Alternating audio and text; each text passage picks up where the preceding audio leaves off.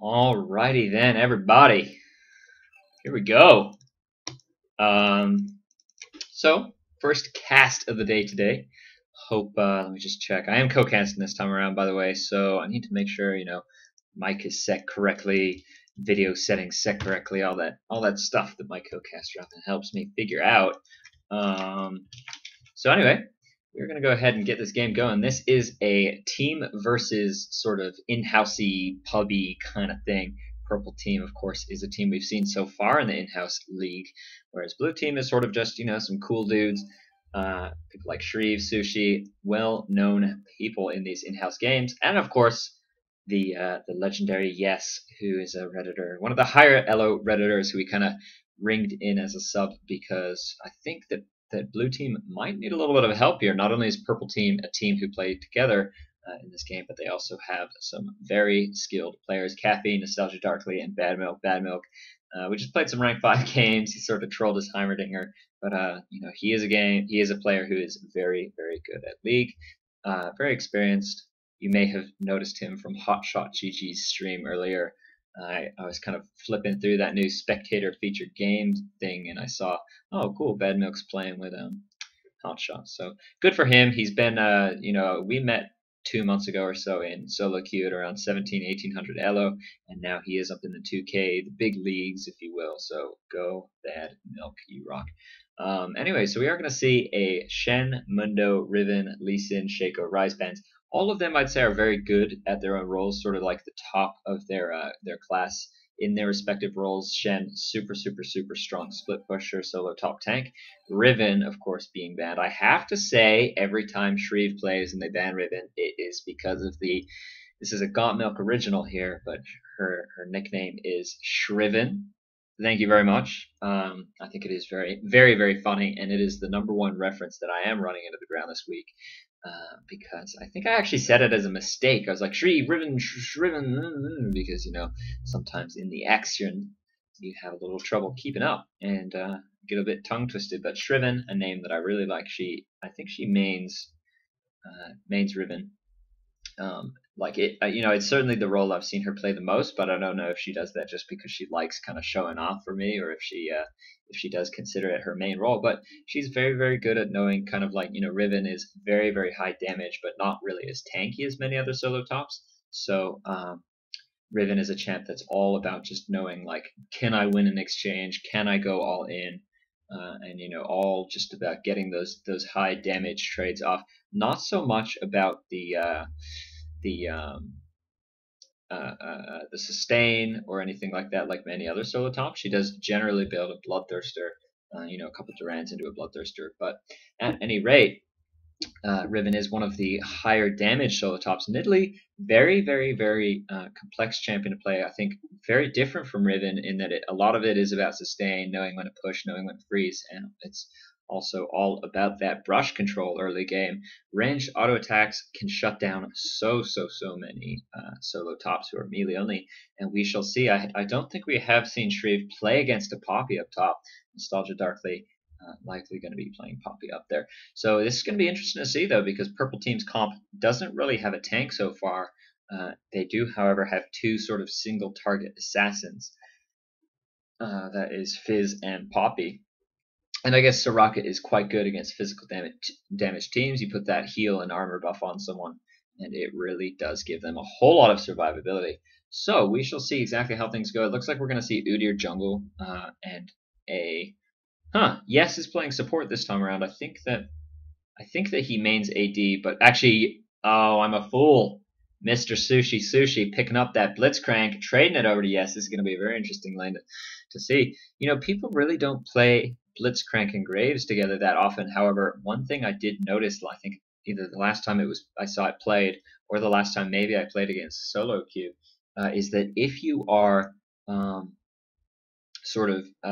if you are that AD carry or the support down bot and you get hit by the Graves smoke screen, it is so difficult to try and anticipate whether Blitzcrank is going to grab you or not. So we do see Caffeine will be playing Karthus mid. The Fizz pick I assumed was going to go mid with a top Poppy, but instead that Fizz was switched out for Jungle Fizz, going to be played by Bad Milk. So it is going to be a team without a single tank. I was going to say when I saw Fizz and Poppy being picked up, maybe they're going to go for sort of that initiator tank type jungler, someone like a Sejuani, who I think we're starting to see get a little bit more play. I have for a very long time, especially when casting and sort of, you have 4 or 5 minutes to go over team comps. I always think, teams really don't put a lot of emphasis into kind of initiator junglers or initiator solo tops. It's sort of a more solo queue oriented kind of thought process when you do picks and bans. It's more about like, clear times and things like that, which of course is very important. However, I do think that if you have a 200 CS Mundo and a 100 CS Sejuani, and that Sejuani lands a perfect ulti to initiate a team fight, she's late game that is more valuable than a really beefy Mundo. And I think sort of one of the metas I'd like to see, or sort of metagame shifts I'd like to see, is sort of the comeback of a jungler like a Mumu or Sejuani, who we really don't see any initiators these days who sort of have like that big ulti which to go in on, someone like a Malphite, a Mumu, Sejuani.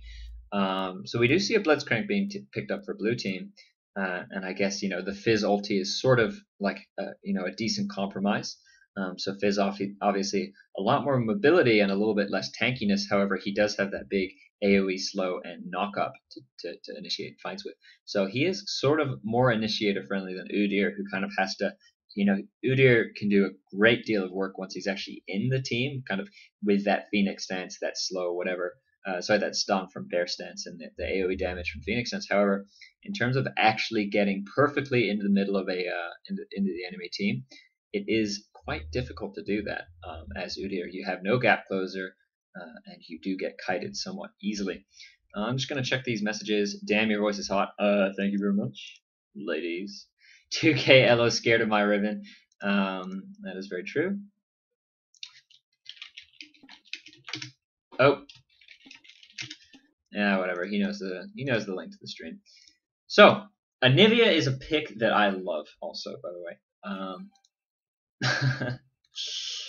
There's this bug with XSplit, by the way, where if you start a local, it's not a bug, it's just if you start a local recording, if you start your stream, it will give you a link to copy and paste to people. If you start a local recording, it does the same thing. So if you start your stream and then start a local recording, it's like you send out a local sort of link to people. It's like, oops. At any rate, we're going to go ahead and get things going now. Looks like maybe this time around my client isn't gonna bug out. Oh, and of course saying that makes it bug out. I think it's a bug where if you switch windows, which I did, I switched into XSplit that time around, it will sort of poop out on you. But at any rate, I'll be able to fix this once we get in a game. It's just, unfortunately, we don't get to see the skins or anything like that, or any final analysis there. We do see Shreve has picked up that French made in Italy skin. A lot of people think that that's like the hottest champ in League, but she's such a cougar. It's like, she feels so dirty. Anyway, at any rate, I'm gonna go ahead, open up the little full screen thing here, make sure I switch it over to borderless. Look how good I'm getting at this stuff. It's like this stuff used to plague me. I'd always start a recording and then get a message an hour later saying like, sounds off or something like that.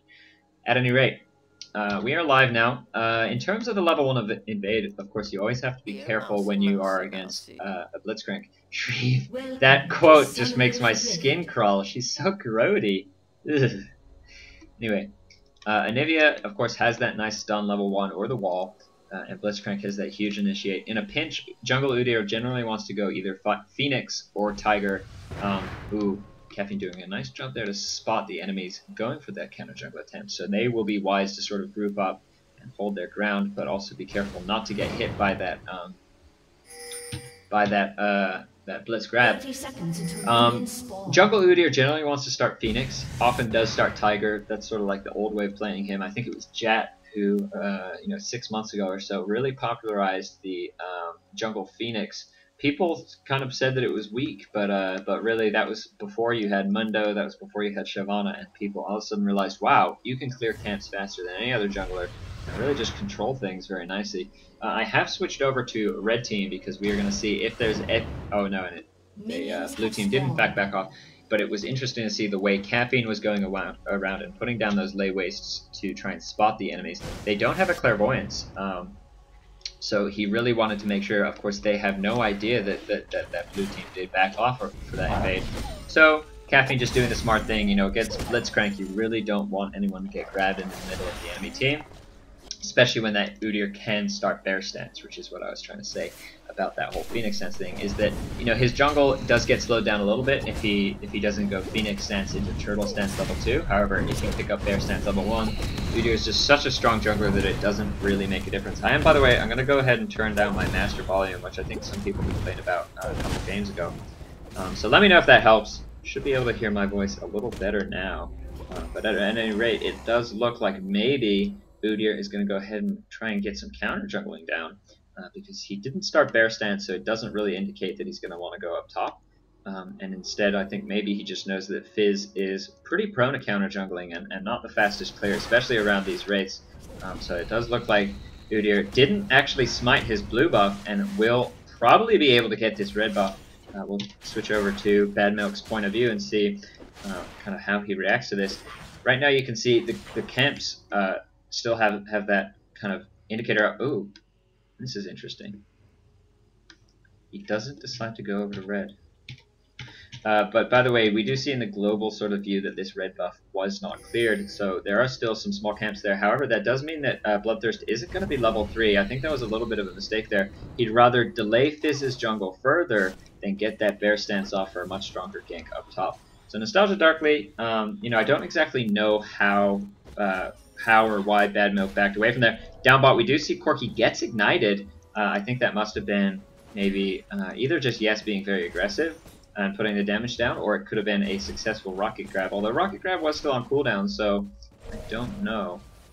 There is a ward here in this brush. Ooh, and just barely out of range there. Corki gonna really, since they didn't get that kill, it is gonna be, possible for Corki to just sit in lane and farm with that Soraka. Obviously, Soraka can just heal her AD carry back up to full health. And also Corki did start boots 3 pots instead of a Doran's Ring, so he will have an extra health pot to take. Still has his heal up. Looks like maybe Fizz is going to go up top, however, it does walk over a trap here. Shreve probably going to want to just walk away now. Bad Milk going into this brush, not even going to get the Q or the W off. Stepping over a lot of traps here. Going to take actually a fair amount of damage. Probably not, Shreve definitely not going to be able to pick up a kill unless the Ignite goes down or something like that. However, it does mean that he's going to be a little bit more prone to counter jungling, and it would be great to see Bloodthirst kind of, go for these wraiths or the wolves over here or the wraiths over here, and really punish the Fizz, who did take a little bit more damage than he otherwise would want up solo top. Caffeine running out of mana early on. Nivea is still at full health. However, does use that Q to get that last hit. Obviously, Q and R, two of Nivea's AoE abilities, are quite useful for getting farmed, but you don't necessarily want to use it on just once. Yes, Sushi going very aggressive. Sort of the smart play here. Udyr is around. There's the ooh, and the blitz hook actually misses. I was gonna say there's the Udyr stun, which did go off, and it would have set up a free blitzcrank grab. However, I think he just got a little bit greedy for that grab, trying to hit it perpendicularly instead of waiting for when Corki was stunned at the end of his Valkyrie by that Udyr. So Bad Milk sitting at around 24 CS, Udyr sitting at around 16 CS. So even though Fizz was, unfortunately did lose his red buff, Fizz is able to get sort of equal gold right now. It is 1200 to 1245, so pretty much exactly equal, especially now that Fizz is going to come back into his jungle with a ward, 2 health pots, and of course the boots cloth armor, which is the same core items that Udyr's built. Sorry, not core items, just non-consumable items like health pots or wards. So actually gets caught here. The Anivia puts down a nice Q. No Ignite coming out. I think that could have been a kill there. 170 health. left. 150 true damage from that ignite. One or two auto attacks, and the ignite would have certainly been able to pick up a kill, and he was in range. Does have that flash up. Ooh. Oh wow, and actually, still no ignite. I think that's just a little bit of misplay there, because almost certainly would have been able to pick up the kill. Fizz going in, very, very, very nice. Gonna certainly be able to pick up that egg. No, actually not quite able to pick up that egg. Corki, down bot, able to pick up the kill on Blitzcrank, and yes is able to pick up the kill on Soraka. Forced to flash away, however, there is the Karthus on the enemy team, although he is out of mana. So maybe we could see an escape coming out of Yes, who does have his quick draw up. And a very nice drop from Corki. Uses Valkyrie over that dragon pit and pick up the kill there. Let's go ahead and use this new spectator feature because Nidalee was able to pick the kill up top lane. I guess that is just a tower dive. The ignite goes down and is forced to flash over the wall. This could be bad because Karthus does have ult, but of course still out of mana using just his Q over mid. So now we have caught up once again. We are live back on the kind of, you know, the live delay, I guess you could call it, because obviously spectator mode is three minutes behind anything that's actually happening in this game. That is, of course, to prevent ghosting. Doesn't prevent things like, you know, red or blue timers, dragon timers, baron timers, or the timers on flash and other integral cooldowns. But it's nice because it is able to prevent people from knowing exactly where the wards are, which would be obviously a little bit broken, I'd say. So, you know, 7 minutes, 50 seconds of the game here. We do see blue buffs have just respawned. One has gone to Anivia a little bit earlier. Karthus picking up the other one. So now, of course, if he's using that Q to farm and someone gets low on health, it means he is going to be able to use that that ulti to pick up the kill, which he did miss a couple kills earlier. And now Bloodthirst had that, you know, had he gone for the, had he actually picked up the small minions there, he would have been level 3 to get that early gank up top. And not only that, but he would have had the timer down up top. Nostalgia Darkly nicely using his wall slam onto the Udyr to kind of, you know, lengthen the distance a little bit more. However, it does get taken out very low. Finally puts the ulti down on Udyr, which probably will stop the kill there. But, you know, could have maybe done that a little bit earlier. I think he just didn't want to pop his ulti at all. Thought that maybe he would be able to get away from it. And now Shreve could go ahead and freeze this lane. I actually, to be honest, I do love Shreve's play. I really do. One of my favorite people to watch. Doesn't really seem to, you know, care about freezing lanes or anything. More of a pusher. Loves pushing people under their turret and kind of harassing them like that, which I guess is a nice way to play. Nidalee. I'm totally missing this kill down bot, kill over mid though. Looks like that was. I'll go back and check it out. Actually, Fizz was still level 5, so I'm not sure exactly what happened there. I'm not going to go ahead and check it out. It does look like maybe Anivia just stuck around too long mid. Maybe the Karthus wall was able to pick up that big slow, and as a result was able to pick up that kill with the help of Fizz. Fizz now leveling up to level 6. Udyr, ooh, actually still level 5, so we do see both jugglers are quite far behind where they want to be. 9 minutes and 30 seconds in the game. You should be either level 7 or level 8, I think, depending on how much XP you can get. However, both junglers have been doing a decent job of kind of ganking, and that does sort of, you know, if you don't pick up a kill, it does sort of reduce the amount of gold and XP you get. Looking at the CS right now, we see 57 CS picked up on Corki, who does also have 2 kills. Yes, is out CSing him a little bit, also with a kill of his own. So the gold should be somewhat even with Corki in a small lead. Yep, we see about a 250 gold lead for that Corki. 10 minutes into the game. Not insignificant, but really not a deciding amount of gold in any way. Oh, and Sushi missing that grab. Actually, this is great for Corki. They blew a lot onto the Soraka. Didn't really put anything onto the Corki, and now he might be able to turn this kind of aggression around here. Sushi, one more auto attack, and then he's down. There's the kill. Theory of None gets taken down very low by Yes, who does put the ignite down. Yes, able. This is sort of an exact sort of you know, replay of what happened last time. Ooh, and will it pick up the kill? I think that was cancelled. I think Anivia just canceled Karthus ulti with the stun there. So very nicely done from Anivia. You can see that I thought it was maybe spectator lag, but no, it was in fact. In fact, let's go back and watch it and then rotate up top, because when you're co-casting, it is a little bit difficult to do that. Caffeine. channeling his ulti here, and then KLL does a nice job to actually stop that. You see no damage taken. She did have that egg down, so that could have been a kill. Meanwhile, Fizz is up top with ulti and red buff. Does he land the ulti is the big question. He gets that stun down. He uses his E and a nice ulti, able to pick up the slow and provide vision to set up that nice wall stun from Poppy. So very good job there. Just going to go ahead. It doesn't look like any further action will be happening. So I'm going to go ahead and fast forward to the real time. Udyr's around. And if you look, he does get that snare down. Cow BKLL without that egg. Oh, does actually get taken down by a second lay waste.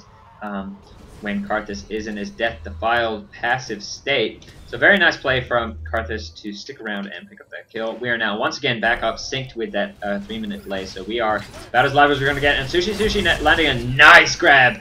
And this is the power of Graves Blitz. Graves, one of the burstiest AD carries in the game with his Q and his ulti. And obviously tons of utility and sort of soft CC from that smoke screen.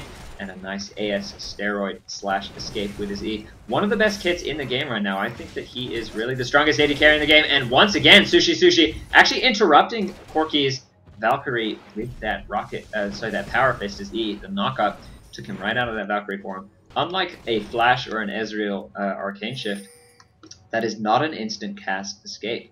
It is sort of a dash ability, which means it can be interrupted. Graves, Corki, Tristana, many AD carries actually have these sort of dashes. Ezreal is unique in the fact that he has a true flash or blink type ability. So very, very, very interesting sort of interaction, if you will, between Blitzcrank and Corki, in that he can Power Fist or Rocket Grab in the middle of the Corki Valkyrie and take him out of it. Blue buff is warded over here, however, it looks like maybe they aren't in the position to go ahead and stop that. Of course, Udyr did just take roughly 2/3 of his health from the dragon they just picked up. Dragon being picked up around 13 minutes of the game. I usually don't want to get an exact timer because, maybe some of these players are listening. However, we should see it spawning at around 19 minutes into the game. It is a 6-minute timer. And now, actually, Karthus and Fizz heading bot. Yes, needs to be careful here. Karthus does not have his Wall of Pain up right now. Ooh, and a nice flash away. Is able to dodge that shark, however. It's not going to be enough. There's the wall from Karthus, which was on cooldown after using it to try and stop Anivia mid. However, it is finally back. Anivia actually going for a Chalice of Harmony instead of a Catalyst. Interesting choice there. Often you see either a Rod of Ages. I like to build Banshee's Veil against most AP mids. Not so effective against Karthus, who doesn't really have any single spell you want to block, other than, of course, that ulti, which generally will be off cooldown. KL missing the cube against a perfect wall, taking Poppy out of the map. Wow. Let's watch that again because that was absurd. That was absolutely absurd. And I don't think it looks like no action will be happening right now. So let's go ahead and check out exactly what happened up there. You see the Anivia comes up, and then look at this wall. It actually pushes Poppy out of the map. A back Q missing there, but look at that. In between, at that angle, able to keep her trapped in there for Nidalee to get some nice auto attacks. So very nicely done by Anivia. Sort of, I didn't even know that was possible. Pushed her out of the map. Interesting stuff. Anyway, and then Karthus was around, but didn't quite, get anything done because that wall not quite able to hit. Looks like they are going to just go ahead and fall back. Shreeve actually pushing down top turret. Udyr spots Fizz on the ward, but it looks like they are just going to go back to farming. Yeah, one of the things I don't really like about going backwards and forwards in time is that you feel like maybe sometimes you are going to miss some of the action, and it's a little bit disorienting to watch. Sorry. Actually, lots of burst damage, again going down on a Corki, and they were able to pick up the Ignite, but not able to pick up the kill. Karthus is actually coming down behind, though, and it looks like Corki not quite going to fall down. And now, yes, and let's have to be careful.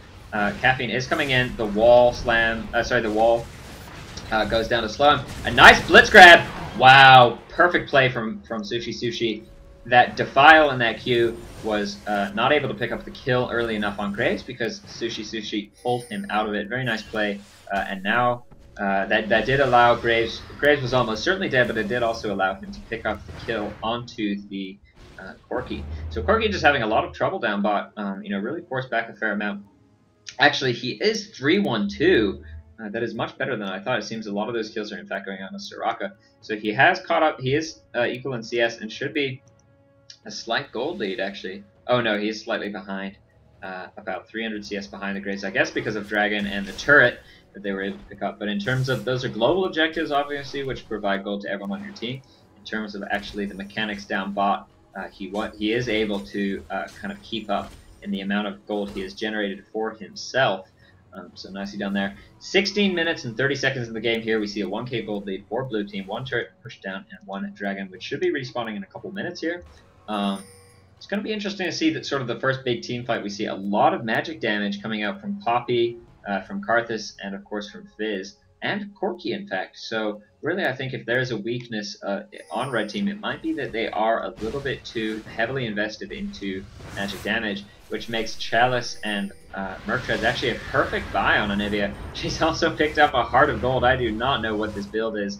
It does give her some nice health, but I don't know if she's actually going to go for a Randuin's Omen or what. Very nice job with that wall stun. The Ignite goes down, the Flash goes in for Bloodthirst. This is almost certainly going to be a kill here, but however, it looks like maybe Bloodthirst committed a little bit too much. The Karthus ulti goes down, and that is almost certainly going to be a kill there. Fizz just wanted to get the assist, didn't want to go for the KS. So excellent job from CalBKLL with that wall. You put it down and it forces them to either run left or right, and then you make the split-second decision. Wow, actually Poppy coming in behind down bot. Down mid, and wow, Fizz able to pole vault over the wall, and maybe we're going to see Poppy pick up the kill here. She does have her ulti up. There's the ulti. Fizz should really come back in now and help her out. CalBKLL gets taken very low. Graves is around, however. This is actually very good kiting, and the utility, as you just saw from that smoke screen. Wow, Bad Milk actually gets found by Shreve. And Shreve able to, I don't know if that wasn't warded, so I guess that's just good good kind of map awareness from Shreve. I don't know exactly how she knew that was there. And of course we did see Corki and Soraka go in and pick up the kill mid, so that was, I guess, effectively a 2 for 2. We did see Udyr go on very early on. We did see Anivia finally fall after getting egged, but then in addition Poppy and Fizz died. So actually that was a 3 for 2 if you consider that entire exchange. Very nicely played by both teams. Blue team actually kind of securing a little bit of a gold lead here. They are now about 1.7k gold in the lead, which is starting to become a little significant. Still obviously it's not such a difference where it guarantees a win. I mean, in a way, nothing really guarantees a win. I guess a Baron steal, a strong push, a little bit of misplay, a perfect chain of AOE ults. Everything can kind of help you come back in League of Legends. However, having a big gold lead means that just it gets so much harder and harder. So it is a non-insignificant gold lead. It is also interesting to note Shreve was able to pick up red buff from that kill on Bad Milk in the jungle there, which should really help her maybe secure a couple, at least a lot of lane presence onto this Poppy. Dragon has just popped. Red team has it pink warded. However, Anivia is quite good at sort of contesting these dragons with her wall and her nice line missile stun. It would be interesting to see exactly what I was about to say. Nidalee should go back shop and then meet her team. Yes is actually getting rather cut off. This is not the best play from him. Fizz does have ulti up. However, it does look like a nice stun going to go down. Blitzcrank gets taken very low. However, there is the very nice Fizz ulti. And I don't want to get too split off. Sushi gets taken down very low. Yes, actually able to turn that around, picks up the kill with the Ignite. I guess that is the advantage of an AD carry who has that Infinity Edge. However, a nice flash wall from Caffeine, guaranteeing that he will in fact fall. Karthus does have that ulti up. Bloodthirst might be able to block it with the Turtle Sense, and maybe a little bit of misplay there from Karthus, who didn't actually pop that ulti to maybe try and secure that kill. Oh, and wow, I think actually misuse of summoner spells there. I think he meant to hit heal and he instead hit flash. A little bit of mechanical misplay there from that Corki. And kind of tried to pick up the kill on Shreve, and instead just walked into a Blitzcrank hook, and maybe able to pick up the kill there, I believe. So now we do see a very, very, very, very, very good potential for Blue Team to kind of start taking the lead for this game. This is now their second dragon. They were able to push down top. I think they have won both those team fights. They have sort of gone in their favor. That was a 1 for 2 exchange. And with champions like, the combination of Anivia and Blitz is such that Blitzcrank can pull your team pull someone on the enemy team into your team, and then Navia can wall off their escape, which could be very, very, very strong. Also, the fact that red team doesn't really have a dedicated tank might come back to hurt them, because obviously it's sort of the way you counter Blitzcrank. If you had like an Amumu on your team, where he's not only the tank, but he's the initiator, so he can not only survive being pulled by Blitzcrank into the team, but also, you know, use that as a way to initiate. Someone like a Morgana or an Amumu with a big AoE ulti that is sort of instant cast, if Blitz gets the pull down, you can kind of say like, hey, thanks for putting me in between, you know, your entire team. I'm just going to go ahead, pop my Money ult, pop my Morg ult, you know, maybe use a Johnny's Hourglass, something like that. And really, red team doesn't really have it. I guess they have Karthus. You don't want to die instantly, but it wouldn't be the worst thing in the world. And they also have Poppy, who is kind of like a wrecking ball in late game team fights with that ultimate. But other than that, you know, maybe if Fizz got grabbed and had really quick reflexes, he could go ahead and use that troll pool to get out. But they don't have anyone who can really initiate off of the Blitz grab. So it shall be interesting to see exactly how these late game team fights go. I think if they get the pull on someone like a Soraka, the Corki, the Karthus, it could actually go very much in their favor. And obviously is the fact that Poppy, you know, her ulti gives her CC immunity to anyone other than the person she ults, as well as damage immunity. However, if you can maybe try and burst her down or something, or at least put a lot of damage down onto her before she gets that ulti off, it is quite effective. However, with that said, you can't really burst down a Poppy. A nice wall going out.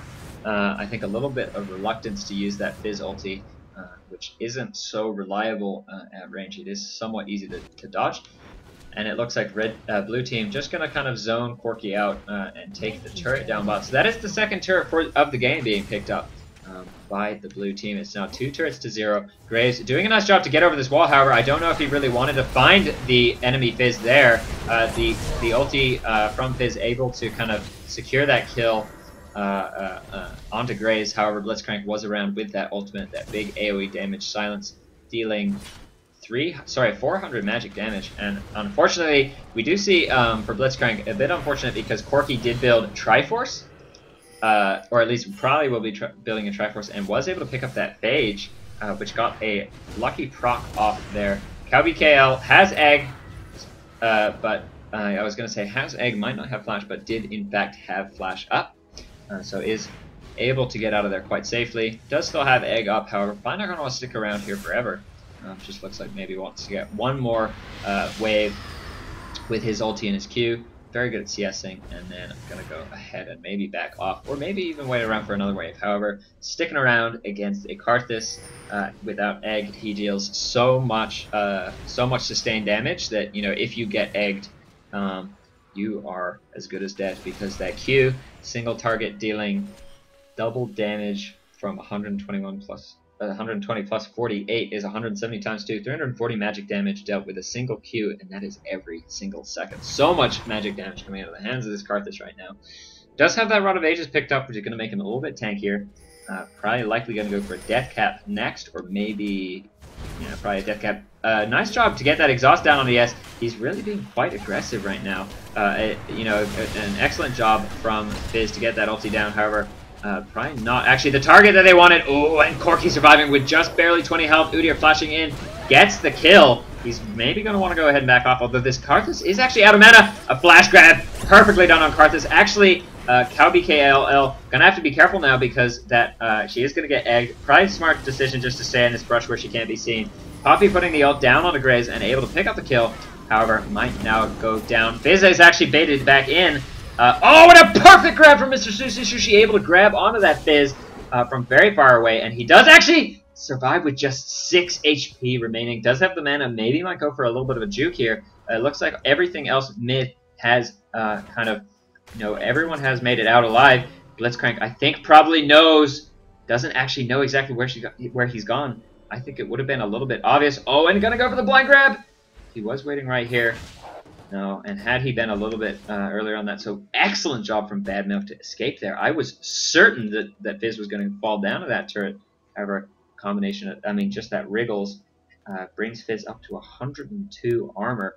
Very, very, very survivable, but surviving with just 9 HP after that turret hit.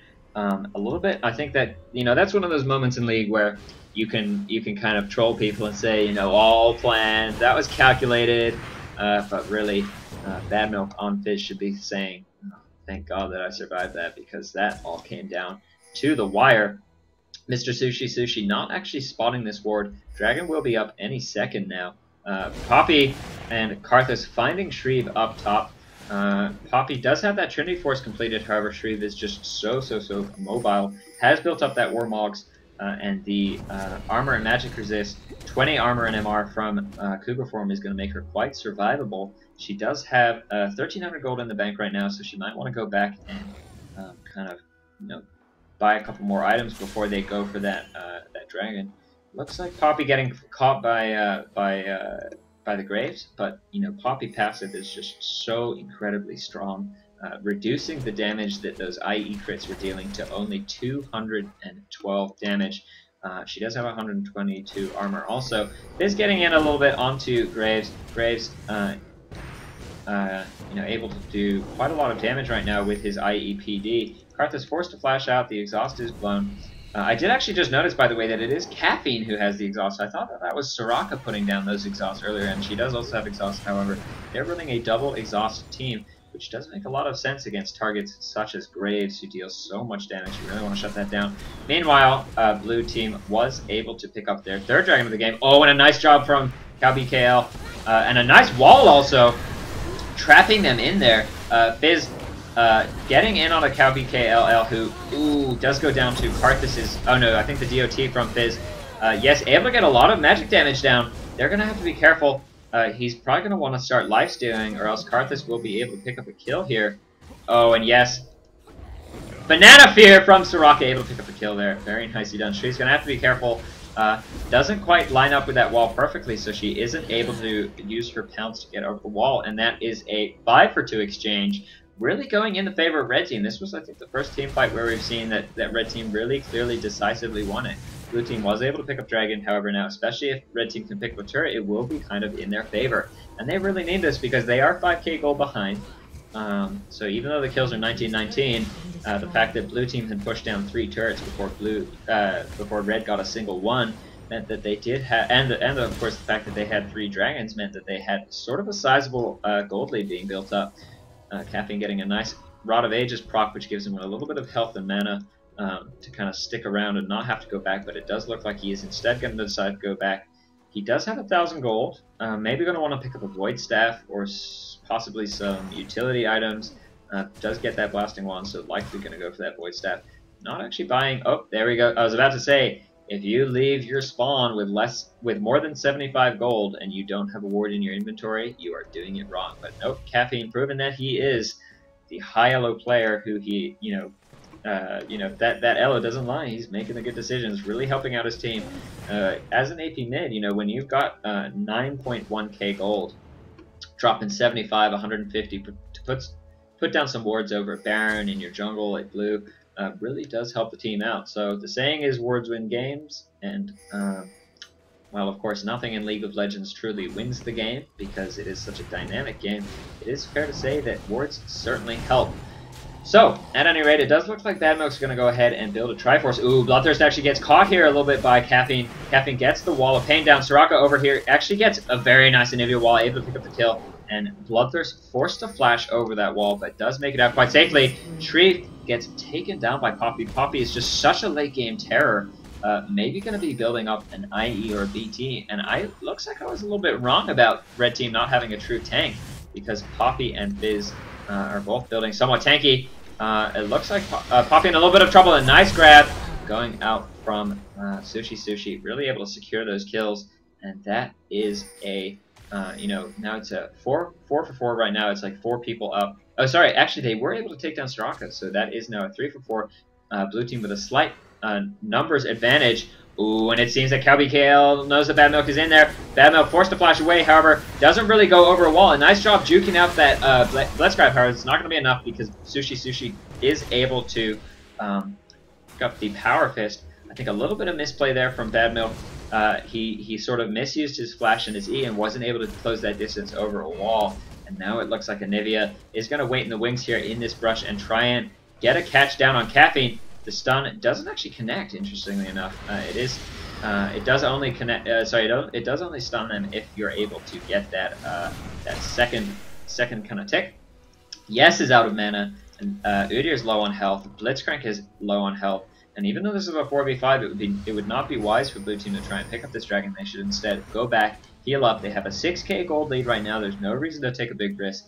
Heal up, go back, force a team fight 5v5, see if you can get a good pick on the Corki or the Karthus, and then sort of reset the team fight, move out of that Karthus AoE, maybe bait out the, wait for that Poppy Paragon, Diplomatic Immunity, which lasts for 8 whole seconds. Wait for that to go off cooldown, and then I think once that happens, blue team really does have the lead. However, if they fight when red team is at their, has the big strength of the Poppy ult is down, the Fizzle is waiting on someone. When that kind of thing happens, I think it's in the best interest of blue team to just try and kite them out. They have a fair amount of CC on everyone except for Shreeve on mid lane, so it should be quite easy for them to kind of bait the Poppy ult, wait for it to expire, and then go ahead and start team fighting, especially with Anivia wall. Anivia, Jarvan, and Trundle so strong against Poppy because her ulti will not let you run through walls, and that terrain generation type skill does prove to be quite effective. No Oracle's Elixir being picked up on Sushi, and he has picked up a Shrelia's Reverie and an Aegis. I don't really see what other items he's going to want here. This could be a little bit of an engage. A very nice Anivia wall. Oh, but Cappy just flashing right over it. And Calby KL in a lot of trouble. Gets the Ignite down onto Cappy. Might not be enough, however, that Nidalee is around to pick up the kill. Calby KL does get egged, and really, they might want to go ahead and turn around on Corki now. Anivia does go down to Fizz. Sushi sitting very low on health in this fight. Fizz does go down to Yes. Oh, an excellent kiting coming out of the hands of Yes. Able to just survive that Poppy with a very nice dash. Doesn't let her get the wall slam off. And there's the kill. That was a 4-for-1 exchange. Very nicely done from blue. I think red team did put a lot of effort to kill out Anivia. And meanwhile, it was like, you have, an IEPDLW AD carry waiting in the wings. I do say that a lot, but waiting in the wings, I did just notice that. But you do have that AD carry, and if you let him get off, multiple... Oh, and a beautiful hook. Max range takes the Theory of None out. Ooh, and Sushi, not actually going down. He did get very low on health. I think he was tanking Baron a little bit too long. However, really has shown the power of that Blitzcrank this time around. I love watching Sushi play Blitz. He builds that triple GP5. He actually picked up a Cages this game, and then he just lands grab after grab. So now, 33 minutes of the game here. We see a 6-kill lead for blue team and 10k in the lead here. Huge stuff. They're about to secure that even further by picking up this dragon. After that happens, I think it would be wise for them to go back, shop up a little bit. They have a lot of gold. Sitting useless in their inventory. Obviously, you want to, before a big fight, having 2,000 gold in your inventory. It's nice to show off. It's bling, it's hip, whatever. But actually having that gold in your inventory really doesn't mean a whole lot. So if one team has a 2k gold lead and everyone on the team has 2k gold in their inventory, right now, if blue team were to fight, red team and blue team have equal items because they've all just shopped and blue team hasn't. So really, blue team, you can see them kind of trailing out of the base. Graves and Anivia are going to go back, and now they can really secure, use this huge gold lead to really secure the victory. Graves leaves base without actually spending 1,600 gold. It would be interesting to see him pick up a Shrelia's Reverie, although maybe he doesn't feel it so necessary, as Blitzcrank has already picked one up. However, especially against Poppy, you pop one Shrelia's, you wait a couple seconds, you pop the second one. It is an excellent tool for kind of kiting around that Poppy. So we do see blue team has some very heavy pushes, such as Nidalee, such as Graves, and of course Mr. Beat Boot himself, Blitzcrank. With that attack speed steroid, does a surprising amount of damage to turrets for a support. Has 160 AD right now thanks to that Baron buff. And yes, just putting out such big crits. Critting for about 800 raw physical damage. Ooh, and Poppy actually going to decide to come in behind. We shall see if she's able to make anything out of it. However, I don't know if this is the best decision. Actually, puts the ulti down onto Yes, and so much damage coming out of the hands of Poppy. Yes, however, does a great job of kiting, gets Poppy down very low. So this is going to be a 4v4. Poppy gets taken down, Grace gets taken down. However, it, I think, all comes down to this Corki. Where is Corki? He has picked up a kill on Anivia, and he really is the hero that red team needs to turn this fight around. Does he get hit by that Blitzcrank? Doesn't decide to go for the grab, and he does have that Triforce completed, so lots and lots and lots of slows coming out. Blitz, Sushi on Blitz is able to pick up that Shirelia's Reverie, use that Shirelia's Reverie to escape the Corki. Oh, and actually, Shreve able to take down Fizz. And now we're going to see maybe Blue Team is going to want to turn this around. They do have Baron buffs, so they are slowly going to regenerate. They don't necessarily have to go back to base. Only 2 people up for Red Team, whereas 3 people are up for Blue. However, Blue Deer does go back. Picks up a Force of Nature, actually, not a Shirelia's Reverie, so interesting. I think sort of the reason you've seen that item fall out. Oh, and I could have sworn that was going to hit on my screen, but just barely missing that max range grab. One of the reasons you don't really see Force of Nature is that it is sort of selfish in the move speed buff it gives, 8% move speed. Whereas Shirelia's Reverie giving you 40% move speed for your entire team for 3 seconds. Oh, and another just max range grab, just not quite able to connect. Shreve already back up to full health. The combination of her heal with Wriggle's Lantern giving her 15% lifesteal, and of course that Baron buff giving her 158 passive HP per 5. Poppy going up top might get caught out a little bit here. They don't have any vision of this sort, the center of the map, especially now that Blitz has cleared this ward. So Poppy does in fact decide that she is just going to go ahead and go back. Oh wow, and a beautiful Graze ult, able to pick up the kill there. I'm going to go back and watch, which is a little bit stupid of me because, you know, this is sort of the end of the match and I might miss the end of the game. However, it does look like just Infinity Edge crit, Infinity Edge crit. Fizz actually set up that that Karthus ulti there. So gonna have to be careful. Looks like Blue Team's gonna go ahead and just put some nice damage down on these turrets. They do no longer have Baron buff. Oh, and actually a nice Blitzcrank grab, able to pick up the Corki. However, Poppy once again puts the ulti down onto Nidalee this time around. Smart, because she doesn't really have any CC other than that red buff. However, not able to pick up Yes's Graves throughout that. And wow, a perfect Blitzcrank grab at max range, able to secure that kill on Poppy. Stark forced to flash away, and this is almost certainly going to be the end of the game here. I am just 6 seconds behind. I'm going to go ahead and speed up. Looks like instead they are going to back off. We are now synced up again with the 3-minute spectator delay. Baron should be up in about 1 minute's time. Lots and lots of farm down bot. However, Graves only, you know, once he gets about another 1,200 gold, he's actually going to have his full 6 items, and then past that point, he's only going to really want elixirs. He's already got the red and green pot, giving a little bit of bonus AD and AD, health, AS, and crit. So he is very, very, very close to being fully built out. He does have a 16,000 gold, build right now. Corki 11,000 gold, so about 5,000 gold behind. That is a full Trinity Force behind Graves. In terms of the the late game damage you deal, I think the most slot efficient way to build an AD carry is of course IE, PD, Last Whisper, Bloodthirster, a defensive item, and then Zerg's Graves. It looks like a little bit surprising, I'd say. Yes, actually not deciding to build a defensive item against Poppy. If we see Red Team winning this game, it could be because of Yes's decision not to get any defense. Banshee's Veil, by the way, huge item against Poppy because she cannot put that ulti down on you if you have that bubble up, which means you don't get the damage amp. She could still put it down on a teammate of yours to get the damage immunity off and the CC immunity. However, she cannot get that. I think it's like 40% damage amplification or something. It is one of the best ultis in the game. 40% increased damage to a target, and you can block that with a Banshee's Veil. You can also actually QSS it, but you can only QSS the damage amplification. Oh wow, looks like Nostalgia Darkly is going to go ahead and put that ulti down on Yes. We are going to see Yes, maybe, ooh, not quite able to pick up the kill, although it is very close. Oh, and a nice job from Fizz to pick up that kill on Udyr. This is a 2-for-1 exchange right now. We do see that Karthus ulti go off, and Anivia does get taken down very low over there. However, it looks like that Shirelia's Reverie from Blitzcrank able to let the Nidalee and the Blitzcrank just escape safely. Bad Milk is chasing a little bit as Fizz, however, it looks like they also have a Shirelia's Reverie on the side of Red Team. However, it was already used, so they weren't able to secure that chase. 2 inhibitors down now for Red Team. They pushed top, they pushed mid, and it looks like they might want to go ahead and push bot. Nostalgia Darkly doing an excellent job to take Graves out of that fight, and really, red team has the advantage of having their AD carry not really having a whole lot of threats. As long as Blitzcrank doesn't get the hook off, it is quite advantageous for that Corki. Really, not too many threats who are going in. It looks like they're really just trying to peel for yes. Baron respawned about 30 seconds ago, and neither team looking like they're in a position to go ahead and secure that.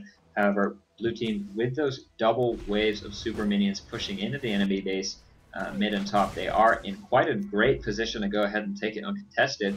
Although, who knows? Maybe we're going to see Bad Milk with that clutch Baron Steel turn the game around, because 40 minutes into the game, gold lead starts to mean less and less, because once all 10 champs have their full 6 item build, gold differences really don't mean anything, because you've reached the largest sort of itemization, best itemization possible, and you really have nowhere else to go. So it kind of plateaus a little bit, the lead that one team has over the other once everyone is level 17, once everyone has a full 6 item build. Bad Milk still level 17, Soraka's still level 16, Bloodthirst is level 17. Other than that, everyone else in the game level 18 right now. Looks like Graves has finalized his build. Maybe he's going to go ahead and like sell this Berserker's Greaves or something. For another Phantom Dancer or a defensive item, which I think would probably be the right decision. However, it does look like blue team is going to go ahead and pick up a wow. Does he have 100% crit rate? 93% crit chance. I was watching that and it went 55, 55, 55, 55. If any Thai people watching the stream, in US English or whatever Western English, it's lol. Right? LOL is sort of the way to say like laugh out loud, ha ha ha, whatever. In Thailand, it's actually 555. So there's a little bit of Got Milk original casting information for you there. It looks like blue team gonna go ahead and take down the bot turret. Sushi saying bloop bloop, as Blitzcranks so often do. Anivia trying to catch out the Corki, however not quite able to. Poppy maybe gonna go for... Oh, Caffeine actually gets taken down very, very fast. Great job from Anivia. If they can reposition outside of the Karthus AoE, they are in such a great position to end this game now. Looks like Graves is actually in the middle of the entire enemy team. Not the best positioning. I don't know what that was all about. I think he wanted to go pick up the kill on Corki, which he did. An excellent blood scrap on Nostalgia. On Poppy, able to pick up the kill. That is a 3-for-1 exchange. They did lose their AD carry, however, they still have Shreeve up. They still have the Anivia, both of whom deal a significant amount of damage to turrets. And of course, with 3 inhibitors down, they're going to have super minis pushing in freely. So actually, Fizz able to pick up the egg on Anivia, however, it's not going to be enough. Shreeve able to pick up the kill on Bad Milk there. That Anivia passive just proving to be so valuable this game, giving her almost a free GA, if you will. Soraka going for a little bit of a base race here. Maybe going to try and go backdoor or something, but no, it is not going to be enough. Blue team doing a fantastic job to go ahead and secure this win. So very nicely played by both teams. It was, I think, all down to the wire in some of those mid-game team fights. And we did actually see Red team picking up a 5-for-2 exchange, I want to say. Something like that. Very, very strong play coming out of the hands of Red and Blue early game. However, I think Blue team, with those early turrets they took down, and with the 3 back-to-back sort of consecutive dragons they took down in the early mid-game, they were just able to snowball that game. Nostalgia Darkly doing a great job to take Graves out of each fight. However, Corki just not quite comfortable enough to go ahead and carry his team. I think trading a solo top for an AD carry in a mid or late game team fight is perfectly acceptable. It did look like yes, went ahead and sold his Zerx Greaves, likely for another Bloodthirster. Maybe that extra little bit of lifesteal would have given him a little bit more survivability against Poppy. At any rate, 38-26 we see here as the final score of this game. 44 minutes into the game, Graves 15, 10, 11. Huge kills coming out of Graves. He was very aggressive, got a lot of kills, and was pretty happy to just trade his life for a kill or an assist or something like that in lane. And as a result, had a 19.7k gold kind of build at the end of the game compared to Corki's 13.1k gold. So huge gold advantages for blue team, and very nicely played by them. Obviously, red team did a great job, as mentioned, to kind of secure that early mid game. Poppy actually picking up a Triforce IE, so she was dealing tons and tons of damage. However, not quite able to secure the victory for her team. Very nicely played by both teams. For those of you who are watching the stream, this VOD will be posted at youtube.com/milkcast. If you're watching the VOD from youtube.com/milkcast, go ahead and check out our stream. Streaming either 5v5 games or in-houses or scrims or whatever, a team of 5 versus a scrim or something like that. Pretty much on a daily basis around 11 p.m. EST. So go ahead, check us out at twitch.tv/milkcast or milkcast.com. So very nicely played from both teams. I'm going to go ahead and see if we do have another game lined up. If not, I'm going to go ahead and turn off the stream. At any rate, GG, WP, very well done by blue team to go ahead and secure that victory.